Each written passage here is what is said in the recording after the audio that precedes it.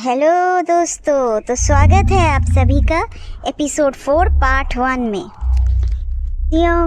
Jeong मन ही मन सोच रही थी कि एक तानाशाह की बावर्ची बन के जीने का मतलब है कि अपनी जान को हर रोज़ हथेली पे रख के जीना। और वो ये किस्मत तो चाहती नहीं थी, लेकिन शायद किस्मत को कुछ और ही मंजूर था। राजा मन ही मन सोच रहा था कि जियोंग कुछ ऐसा धमाकेदार खाना बनाए जिससे कि राजमाता और शाही सखिया उसके खाने से कोई नुक्स निकालने का कोई भी मौका उन्हें ना मिले और वो ये प्रतियोगिता जीत जाए हर हाल में।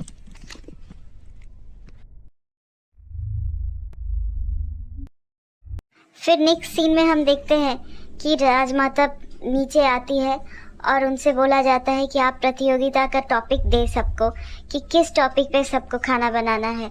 पर वो जब सीढ़ियों से चल के आती है तो उनका सर थोड़ा चकरा जाता है और ये दिखाता है कि उनके शरीर में कोई खून की कमी है।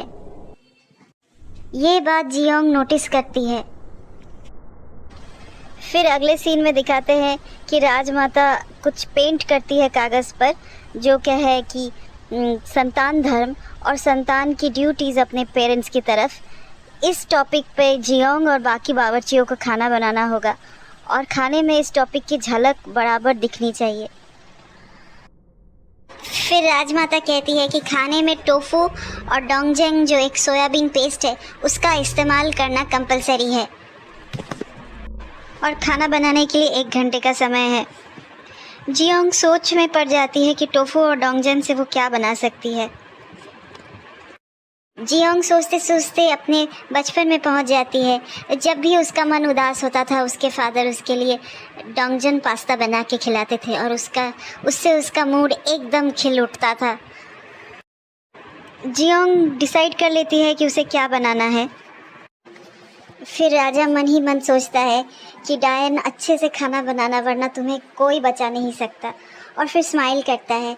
और जियोंग को लगता है कि ये कितना अजीब है, मुझे देख के स्माइल क्यों कर रहा है। फिर सारे बावर्ची भागते हैं इंग्रेडिएंट्स लेने के लिए। फिर राजमाता राजा से बोलती है कि आपको तो निराशा हाथ लगेगी जब ये डायन हार जाएगी, और मुझे लगता है आपको इस डायन से बहुत ही ज़्यादा लगाव हो चुका है। तब राजा बोलता है कि किसकी किस्मत कब तक साथ दे यही तो समय बताएगा। उसके बाद राजमाता अपनी प्रॉब्लम शेयर करती है कि उनकी भूख कम हो गई है, उन्हें सारा दिन कमज़ोरी महसूस होती है।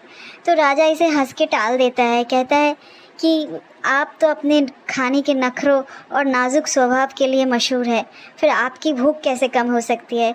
और मैं तो एकदम कॉन्फिडेंट हूँ कि राज रसोइया अपने खाने से आपकी भूख वापस लेकर आएगी। मोकजू मन ही मन बहुत खुश हो रही थी। वो सोच रही थी कि मैं तो जियोंग का हाथ नहीं काटना चाहती, मैं तो बस आपका दिल जीतना चाहती हूँ। फिर अगले सीन में हम देखते हैं कि जियोंग और बाकी बावर्चियों में भागम भाग शुरू हो गई है और सारे बावर्ची जियोंग को धक्का मार के आगे बढ़ रहे हैं और सारे अच्छे अच्छे खाना बनाने के इंग्रेडिएंट्स वो लोग खुद ले रहे हैं और जियोंग के लिए बहुत ही कम छोड़ रहे हैं।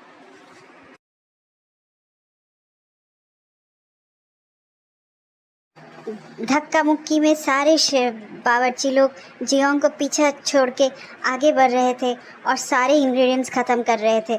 इतने में उन्होंने मटके से सारे डोंगजेंग पेस्ट निकाल लिए और जियोंग के लिए बहुत ही कम छोड़ा। फिर जियोंग जब सब्ज़ी लेने गई वहाँ भी देखा कि सारी सब्ज़ियाँ ये बाकी बावर्ची लोग ले रहे थे और बहुत ही कम जियोंग के लिए छोड़ रहे थे। फिर आई टोफू की बारी। जब टोफू लेने गई तो बाकी 2 बावर्ची सारे बड़े बड़े टोफू लेकर निकल लिए और जियोंग के लिए बहुत ही छोटा सा पीस छोड़ दिया। फिर जियोंग खाना बनाने के लिए जितने सारे चीज़ें समेट सकती थी वो समेट ली। फिर भी उसको लग रहा था कि असली चीज़ डोंगजेंग जो कि एक सोयाबीन पेस्ट है वो बहुत कम मिला था उसे, और इसके लिए उसे बहुत चिंता हो रही थी कि खाने में स्वाद कैसे आएगा।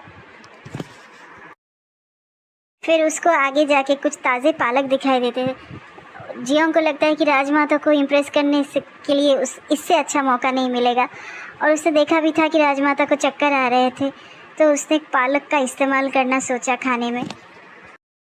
तभी राजा के असिस्टेंट जियोंग को देख के बोलता है कि तुम अब तक यहाँ क्या कर रही हो, बाकी सारे बावर्ची तो सारे इंग्रेडिएंट्स लेके आगे बढ़ चुके हैं। तो जियोंग बोलती है कि उसके पास बहुत ही कम डोंगजिंग पेस्ट है। तो राजा के असिस्टेंट बोलते हैं कि ये वाला डोंगजिंग तो नहीं है, वो आखिरी पॉट था, लेकिन अगर तुम्हें दूसरे टाइप की डोंगजिंग चाहिए तो मेरे साथ आओ, बैकयार्ड में एक और पॉट है। तो वो उसके साथ चली जाती है। फिर अगले सीन में हम लोग देखते हैं कि सारे मिनिस्टर्स मीटिंग कर रहे हैं और उसमें प्रिंस जेसॉन भी बैठा हुआ है। वो सारे मंत्री लोग बोल रहे हैं कि कुकिंग कंपटीशन जो हो रहा है, इससे राजमाता का ये तरीका है उस डायन से छुटकारा पाने का। तभी प्रिंस जेऑन का हाथ कांपने लगता है और वो जानबूझ के वो कॉफ़ी गिराता है पास वाले मंत्री के ऊपर।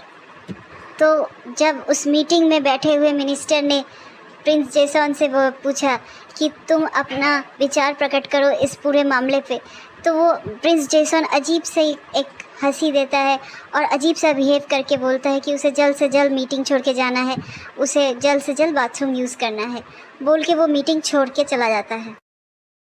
फिर अगले सीन में हम देखते हैं कि शेफ़ योम और शेफ़ मियांग ज़ोर शोर से खाना बनाने की तैयारी कर रहे हैं। शेफ़ योम चिकन बना रहे हैं और शेफ़ मियांग मछली को काट रहे हैं। पर उसके मछली काटने की स्किल्स देखकर मोगजू और बाकी शाकी सखियाँ बहुत ही ज़्यादा हैरान होते हैं कि वो क्या कमाल के स्किल्स दिखा रहे हैं। फिर राजा देखते हैं कि जियोंग का टेबल अभी खाली है, जियोंग अब तक नहीं पहुंची। तो राजा को मन ही मन बड़ी चिंता होने लगती है। आगे की कहानी जानने के लिए मेरे अगले वीडियो का इंतज़ार करें।